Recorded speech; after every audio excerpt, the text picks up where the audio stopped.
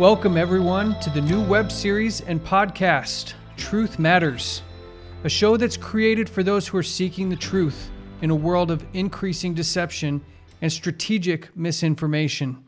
This program is the latest series by Amazing Discoveries, who for over 3 decades has worked tirelessly to become one of the most trusted names in the work of exposing the dark underbelly of the world and reporting on information that, quite frankly, others won't. All this is to help people uncover powerful truth and life-changing information. My name is Matthew Shonshay. Alongside me is Mackenzie Drebbett and Walter Veith. Together, Mackenzie and I have combined for over 20 years of studying and covering the topics of global power structures, the occult, and secret societies, and their historical context as they relate to what's happening today. Joining us is one of the world's leading experts on the occult and the inner workings of secret society, who for over 40 years has been giving lectures across the world, giving those who have heard him real, tangible evidence for who's running the world and what the goals are for these people. So if you're the type of person who's feeling like something is wrong with the world, but you're not exactly sure what it is, if you're sitting there looking at 2020 and noticing that things have gotten really strange really quickly, and you want to get to the bottom of what's really going on and why, this program is for you. Today can be the start of your journey to an absolutely amazing discovery. So let's peel back the layers of what's been covering the truth from the eyes and the ears of those who deserve to know it. Our goal is to present real people, real places, and real events that answer the driving question, which in today's program is, are secret societies real, and what role are they playing in global events? Walter, Mackenzie, thank you guys so much for joining this important program. Thank you very much, and thank you, Walter, for joining us as well. I think we're going to have a lot of very interesting things to talk about today. So, Mackenzie, when you and I were talking about starting this program with Walter, what's the type of person that you thought of that would really be helped by something like this? Well, going back, there's a lot of things that are happening in the world this year, especially, that people don't have a lot of answers for. I know some people who there's only a few things that they think to themselves, either that they don't like certain politicians, that they like certain politicians, but they don't actually know what's really going on. And some of the things that they're seeing behind the scenes, or so-called, is QAnon, this secret organization. No one really knows what they're doing. But is that really like the end product? Is that really all we're looking for? Is that we don't like certain people and that they have this ring? What is this thing that people are looking to? Because they know that something's wrong. They don't like what's being done. They see that things are being done don't seem right, but that's about as far as it goes. They don't know where to go from there. They don't know what they're looking for. Yeah, and it seems like most people, when you ask them who's running the world and why, you'll get answers like it's the banking cartels, it's the large corporation and tech companies, it's governments. But Walter, if you were to try to help frame someone's mindset who may not fully understand what role these people have with these other organizations, these more secretive organizations, what kind of mindset would you help that person have to understand the type of conversation we're going to have here? Well, that which you hear in the world, that which is portrayed by the media, that which sets the mindset for people to say it's the banking cartels, or it's a secret society behind a secret society, or it's the Zionists. Whatever it is that you're seeing and that is impressing you is probably not what's running the show. Because if you really want to be secret, then you have to set up front organizations. And front organizations bear the brunt of whatever feelings people have or emotions or whatever thoughts they have. And the front organization acts like a lightning rod. They take the strike when the real movers and shakers behind the scenes get away scot-free. So basically what we need to do is separate those fronts from the actual organization or society and what their real thoughts or and ideologies are behind that. Absolutely. And I think it's important that our viewers and listeners understand that we're taking you on a very specific journey. We want to show you exactly who is sitting at the top of this hierarchy. And we're going to do so by giving you as much information and context as we can to get you to understand what we're seeing in today's society. What are the different mechanisms and triggers that are currently being pulled and are going to be pulled here very soon on a national and global level. But to do that, I kind of wanted to get your guys' perspective on what role does understanding history play in deciphering what's happening today. For some people, they say history is in the past. It doesn't matter. Why would I need to know anything about history? Can you guys shed some light on the importance of understanding history to understanding what's happening today? Well, what is history all about? History is a record of events that have taken place in the past to shape events in the future. And history builds upon history. It is not true that people do not learn from history. People do gain experience. And if you have a sinister objective, then history will teach you how best to conceal yourself.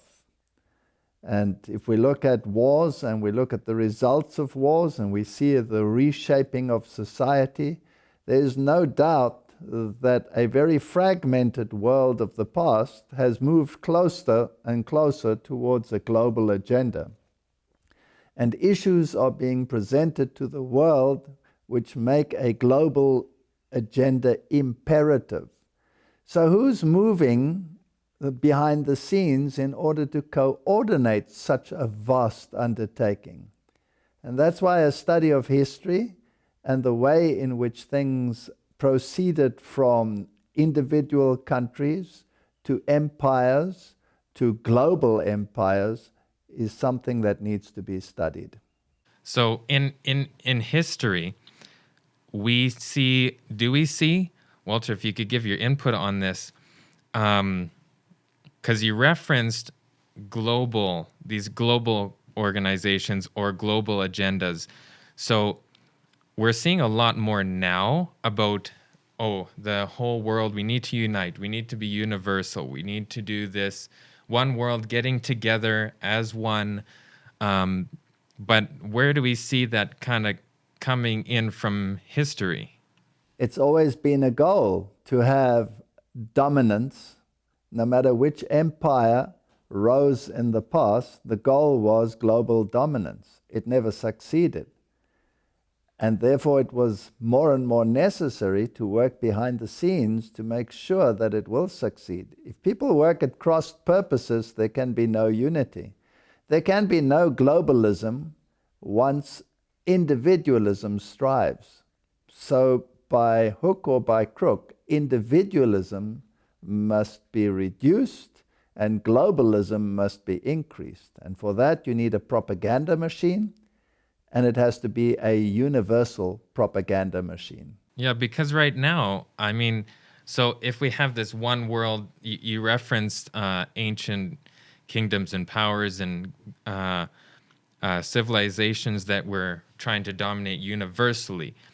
So, but with now, how do we see this universal dominance? Because we have all these separate little countries in the world, and how is there this one power that's trying to dominate that? So is there a connection here between all these different countries, these different powers?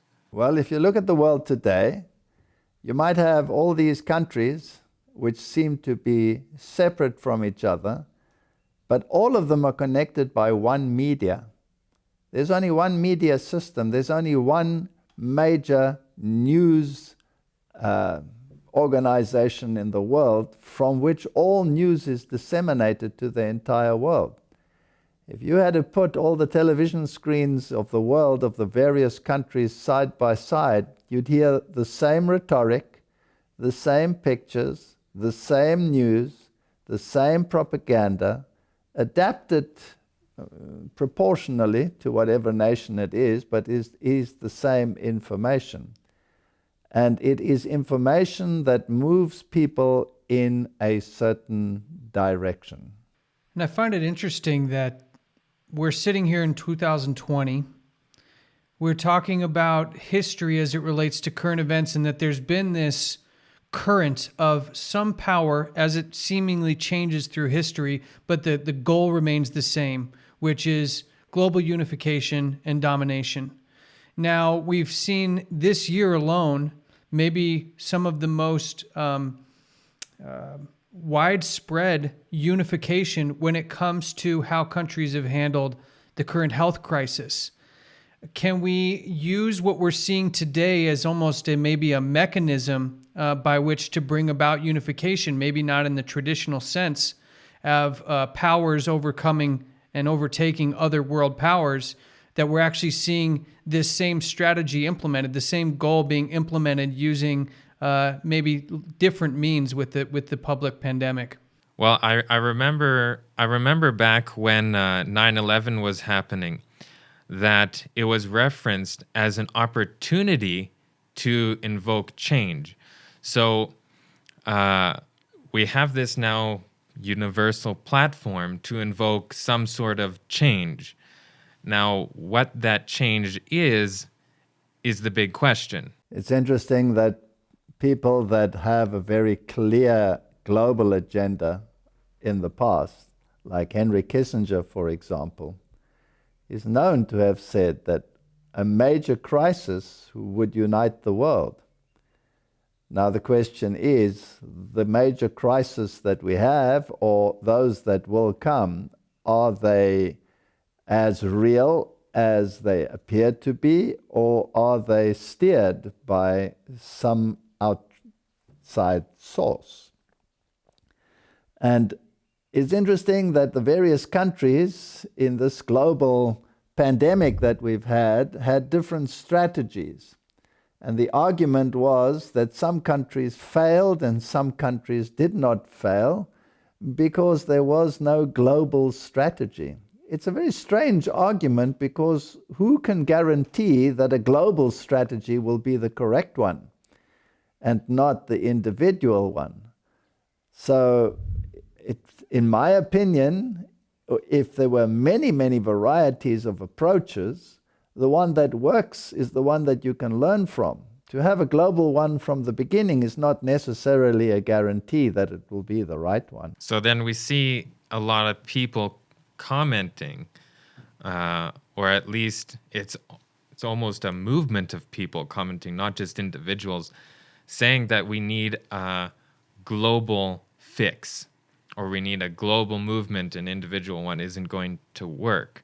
So who then is the one initiating these thoughts, these comments? Because that doesn't come from people. People are at least right now, still very nationalist. I'm, very American or very Canadian or very whatever country you want to put there. So how are we getting this shift? Well, let me say that it's very multifaceted. There isn't one solution for a particular crisis. They seem to have connected them to many, many issues. It's not just a health crisis. It's a climate crisis. It's not just a climate crisis. It is an ideological crisis. You have the secular world. You have the economic world. You have the religious world. You have the atheistic world, you have the humanist world, and everybody is clamoring for a portion of the pie. How do you arrange that pie so that everybody is satisfied, but the mechanism is moving in a particular direction? That takes a strategy that is almost over and beyond any form of individual strategy.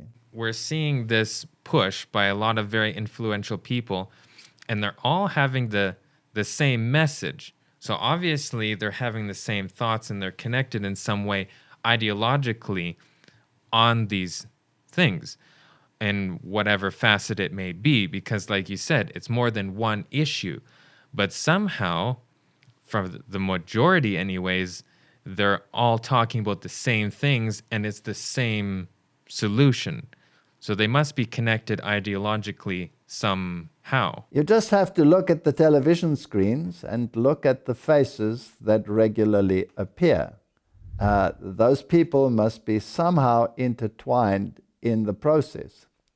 Then you have to ask yourself the question, do these people act independently as you look at them, or do they on occasion meet in secret conclaves?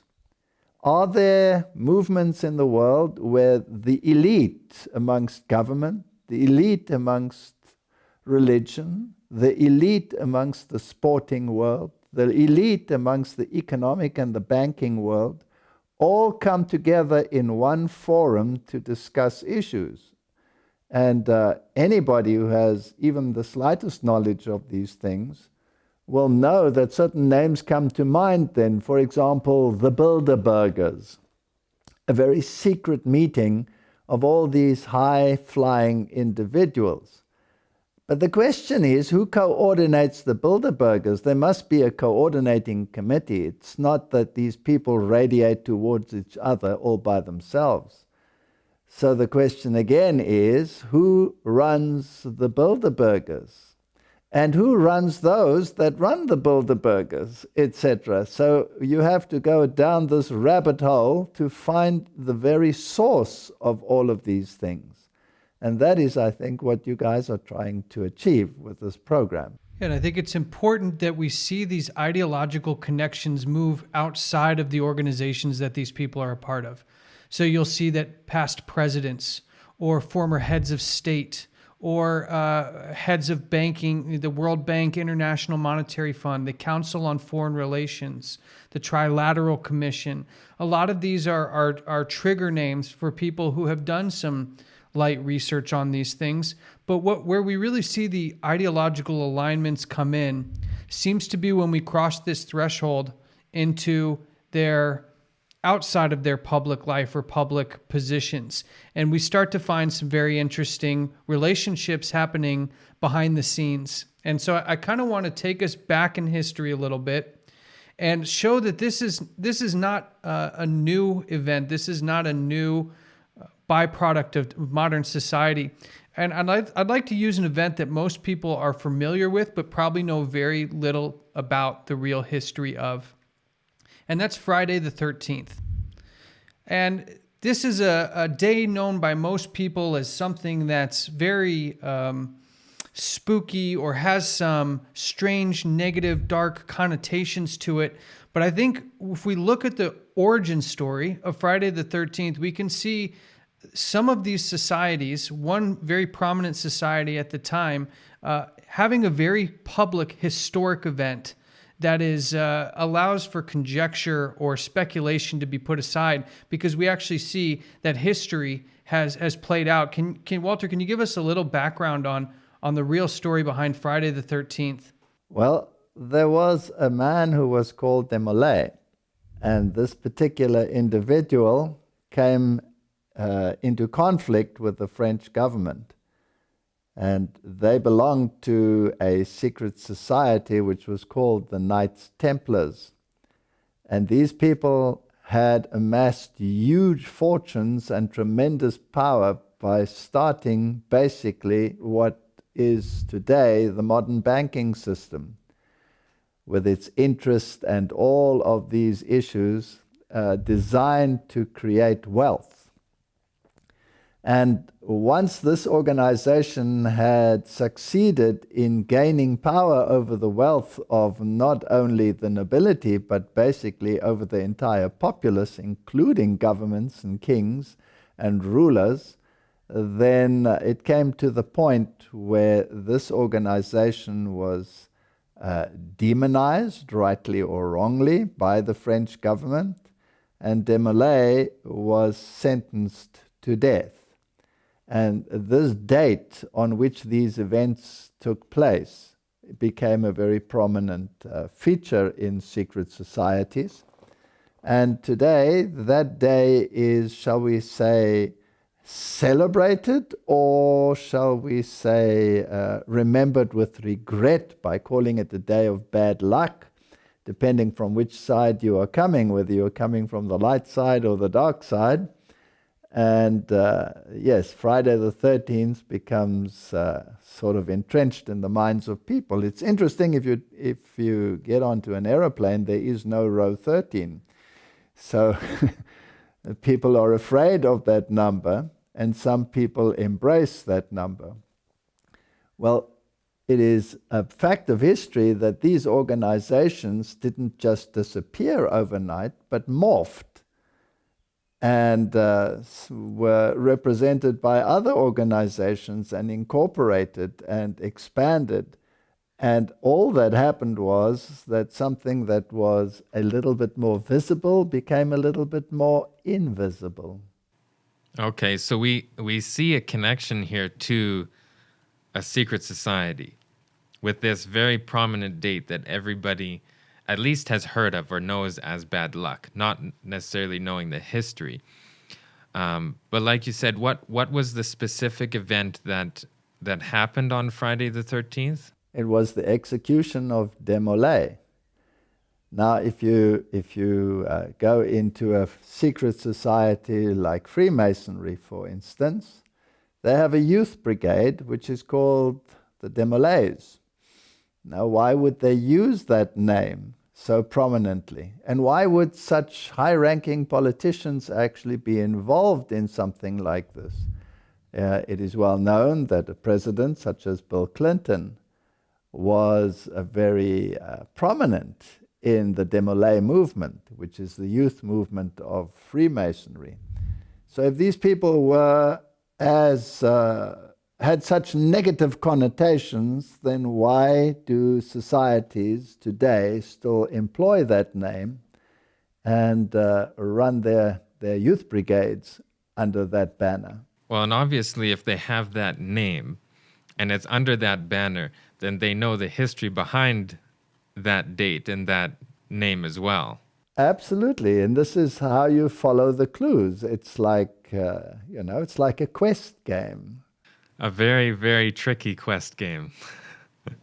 It seems like while the rest of the world is kind of stuck in their what's happening today mode, these groups, these organizations, and subsequently the high-ranking people that are part of these organizations, and we're going to dive a little bit deeper into what people are part of these groups and why they would be a part of them.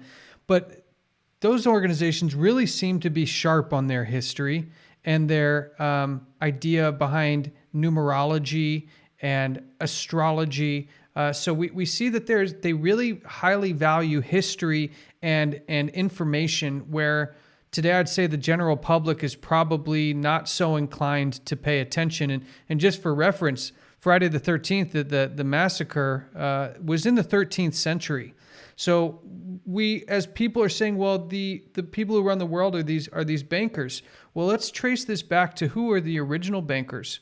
Where were the very first concept of banking, of usury and protecting one's assets?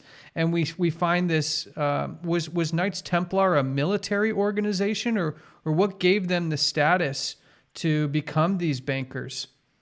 They were knights, and as knights, obviously, they had a military role, and they were appointed by the church. And in the Middle Ages, when you had the Crusades, that is when the Knights Templars, according to their name, were the knights that guarded the temple site in Jerusalem. But they became very influential because of their banking expertise. And they were the first ones to introduce usury. But they did it in a very clever way to circumvent church law, which actually prohibits usury. And so they developed a system whereby huge profits were gained, and they gained tremendous power, not only in terms of their military role, but also in terms of their economic role. And it is probably a fact of history that all of these great financial institutions are somehow run by one organization behind the scenes and have a total control over global finance. So what you see happening is not what everybody thinks is happening, because the cycles that are taking place in the economic world are so regulated and so regular that you can almost put dates on when there will be ups and when there will be downs, when it will be bullish and when it will be bearish, and what the currency values are, and all of these issues. It is a monstrous creature, but who controls it? And I think most people would just go under the assumption that that's just naturally how it falls. We have this fluctuation up and then it goes down, and they take that for granted and they just think that's how it's always been, that's how I've always known it. It's way too complicated for me to understand. So then they don't look at it any farther. They just think it is how it is. We have to ask ourselves a question. If this is all the figment of somebody's information, then why have such high-ranking politicians, such as presidents of the United States and other countries, so often referred to them? Why did Abraham Lincoln already warn against these organizations that were undermining the powers that be? Why did JFK warn against issues like this? Why did the George Bushes refer to secret societies and their powers? Why did religious institutions warn against them? If they are irrelevant, why all these warnings? And why did some presidents even refer to a sinister power behind the power, where it would be dangerous to even in a whisper refer to them? There must be something behind it. Where there is smoke, there is a fire. Let's take the chance to actually listen to a speech from JFK in 1961, where he refers to exactly what Walter is talking about here. Ladies and gentlemen, the very word secrecy is repugnant in a free and open society, and we are, as a people, inherently and historically opposed to secret societies, to secret oaths, and to secret proceedings. We decided long ago that the dangers of excessive and unwarranted concealment of pertinent facts far outweighed the dangers which are cited to justify it.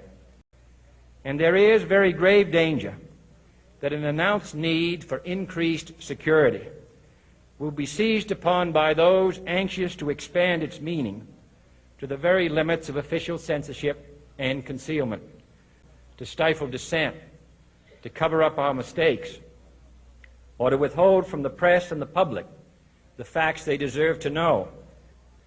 For we are opposed around the world by a monolithic and ruthless conspiracy that relies primarily on covert means for expanding its sphere of influence, on infiltration instead of invasion, on subversion instead of elections, on intimidation instead of free choice, on guerrillas by night instead of armies by day. It is a system which has conscripted vast human and material resources into the building of a tightly knit, highly efficient machine that combines military, diplomatic, intelligence, economic, scientific, and political operations. Its preparations are concealed, not published. Its mistakes are buried, not headlined. Its dissenters are silenced, not praised. No expenditure is questioned, no rumor is printed, no secret is revealed. But I am asking your help in the tremendous task of informing and alerting the American people. And that is why our press was protected by the First Amendment, the only business in America specifically protected by the Constitution, not primarily to amuse and entertain, not to emphasize the trivial and the sentimental, for it is no longer far away and foreign, but close at hand and local. Confident that with your help, man will be what he was born to be, free and independent. It's quite incredible that in the 1960s we have the President of the United States, who I imagine if we were in, say, a court of law, an eyewitness testimony and a high-ranking official of his nature would be taken as the highest form of evidence.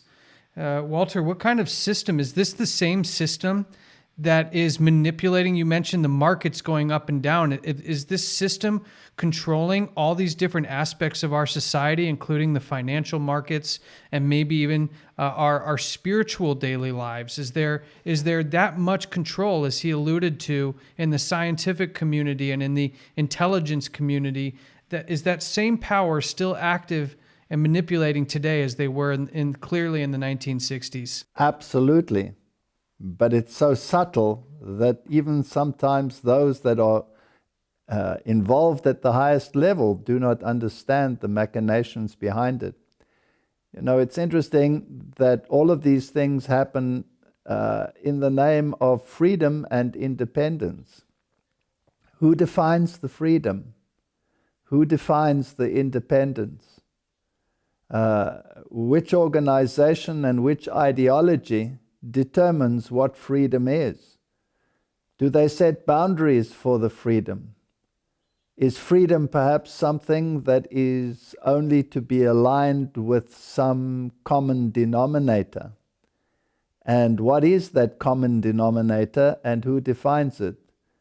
And this is something that affects every single person on the planet. And everybody has to ask themselves the question, once this great ideology is implemented, will it actually enhance my freedom, or will it curtail it, or will it eradicate it? And that is something that everybody should be concerned about. And in fact, everybody is becoming concerned, but they don't know exactly what the solution is. So we made reference to a lot of different things in the last little while. Alluded to the markets, that maybe that's even controlled by organizations. Then we have JFK having this reference where he's putting a negative light toward these secret societies. And he was referencing in a lot of facets of our life. So what examples can we have? Because we see a lot of separate things, or things that are labeled as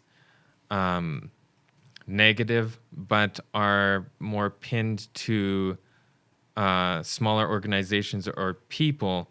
And how can we connect that to these actual organizations, or what this reference is from John F. Kennedy? Some people say you follow the money trail. It's an old adage, he who pays the piper calls the tune. So you might follow the money and you'll end up with the banking cartels and say, all right, that's the one who pays. That's the one who finances governments. That's the one who finances economic bailouts. You might go up to the International Monetary Fund and you ask yourselves, well, where do they get the money from? They also get it from the banking cartels, but they stand at a higher level. Is there another level above that? And this is the important thing about secret societies. They're all based on a pyramid system. They have a very, very broad base with many, many sub-organizations. Then the base gets smaller as you rise up on the pyramid. And eventually you get to the very top of the pyramid. And in most of the depictions of this pyramid, there is an eye, an all-seeing eye in the top of the pyramid. And what we are trying to achieve here, or what I assume you are wanting to achieve, is who does that eye belong to? And why is there only one eye? And why is that eye and capstone separate from the rest of the base?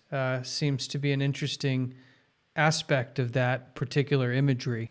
And I want to just give a little context to what we're referring to here. One example of this symbol that we're talking about can be found on the American US dollar bill. It's one of the emblems that's on the back of the dollar bill. It has a pyramid. It has different words surrounding it, which aren't in English. And the capstone is separated, glowing, and it has an eye in it. Going back to this, because people may not know, they see this on the dollar bill all the time, but they just shake it off. Who came up with this concept, like this imagery? Where does this come from? Oh, well, I was just going to say, add some context. Last I checked, as an American citizen, I haven't ever seen any pyramids in the United States. So I think a lot of people would ask, how does something like that, with that imagery, end up on the back of a dollar bill? Does it have any relation to what we're talking about here? Who brought that design forward to be such an iconic symbol on American currency today? Well, we started this program with history. And we asked the question, does history play a role? Where do you find a pyramid? You find it in many places in the world. And the most prominent one today, of course, where they still survive, is Egypt. But the Egyptian ones are just a relic, if you like, or a copy of something that preceded them. And you have the ziggurats in ancient Babylon. So basically, you can trace them back to Babylon. Well, and it's interesting because it brings up that I did some research many years ago about who actually brought this design to the table. Because when you really think about the process, it doesn't just accidentally end up on the back of a currency. It must have gone through design and approval and design and approval to end up there. And you find an interesting organization hiding behind that, and an interesting person behind that design who happens to be a Freemason, part of the Freemason Society. When we look at Lady Liberty or the Statue of Liberty, we see that was given to us, the American people, by a Freemason. So we're starting to kind of circle around this organization of the Freemasons. And before we jump in, I'd like to kind of have our listeners and our viewers do a little exercise with us. If you could open a search engine, type in your town name, and type in Masonic Lodge afterwards. Because I think about 95% of the people who take this exercise and actually do it will find that there's going to be, no matter how big or how small their town is, most likely there's going to be a Masonic Lodge in their area. Why would that be? Why would a Masonic Lodge seem to be appearing in, at least in North America, in almost every city in the country? And if you go to some of the cities in the United States of America, you will find the Masonic sign on the offices of public office. You will find them on police doors. You will find them on public buildings. You will find them on the capstones of most of the major public buildings. And if you go back in history to George Washington, he laid the foundations of many of the buildings with the Masonic capstone. So yes, and as you mentioned, the dollar note, that was brought in by vice presidents of the United States and placed on the dollar note. So these things have a long history, and you can trace them, as we said, all the way back to a philosophy which originated in ancient Babylon. When you look at some of the layout of a city like Washington, D.C. There's an interesting book called The Secret Architecture of Washington, D.C., and you'll find that whole cities have been designed to mimic Masonic emblems, Masonic symbolism, Masonic geometric structures. Inside of the Washington Monument, we find very interesting Masonic symbolisms. And in fact, the Washington Monument itself has some hearkening to ancient Egypt and ancient Babylon. How does somebody pull that off? I mean, we're talking about a whole city and some of the most iconic images and monuments in American history having such connection with this one organization, the Freemasons, and to what seems like Egyptian and Babylonian cultures. Power begets power. You don't get into the echelons of power unless you have the access to that power, or the power has access to you. It seems to be all very free and democratic, but in actual fact, when you go down that rabbit hole, there is no free democratic system in the world. It is steered, and that becomes pretty obvious. You just have to look at a simple thing like bloodlines, for example, and you can do a search, as you said, on the search engines to see what the echelons of power in the United States, for example, entails. How are they related? And you will see that they all run according to certain bloodlines, which is way beyond chance. Well, and to that end, we're on the eve of maybe the most interesting presidential election in history. What many people don't know, though, is in a previous U.S. presidential election, we had two presidential candidates, John Kerry and George Bush, both of whom were part of the organization known as Skull and Bones at Yale. And both actually admitted as much. Let's take a listen to John Kerry and George Bush admit that they were part of a secret organization called Skull and Bones. You both were members of Skull and Bones, a secret society at Yale. What does that tell us? Not much, because it's a secret. Is there a secret handshake? Is there a secret code? I wish there were something secret I could manifest. 322, a secret number? There are all kinds of secrets, Tim, but one thing is not a secret. I disagree with this president's direction that he's taking the country. We can do a better job, and I intend to do it. And we'll be watching. Be safe on the campaign trail. John Kerry, thanks for joining us. And we'll be right back. You were both in Skull and Bones, the secret society. It's so secret we can't talk about it. What does that mean for America? The conspiracy theorists are going to go I'm wild. sure they are. I don't know. I haven't seen the web. Number 322. First of all, he's not the nominee, and look, I look forward. Are you prepared to lose? No, I'm not going to lose. And when we take into context what we're seeing here, they were two presidential candidates running against each other, admitting that they were both from the same organization and that the nature of that organization was so secretive that they wouldn't even answer questions other than saying that it's a secret. And I think that really shapes with our viewers here that what we're talking about is not a figment of the imagination.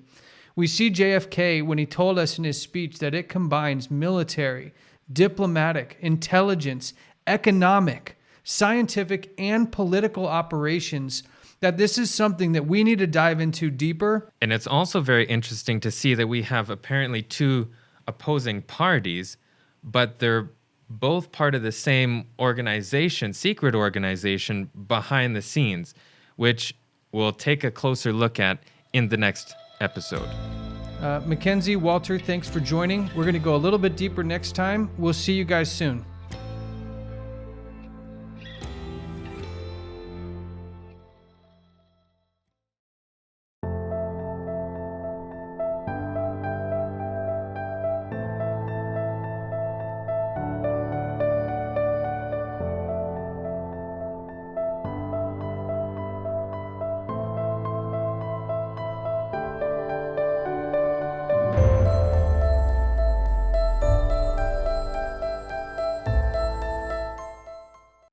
Hi YouTube, I'm Walter Veith from Amazing Discoveries. If you'd like to learn more or you would like to subscribe, then visit our webpage, donate, share, and we would like to hear from you.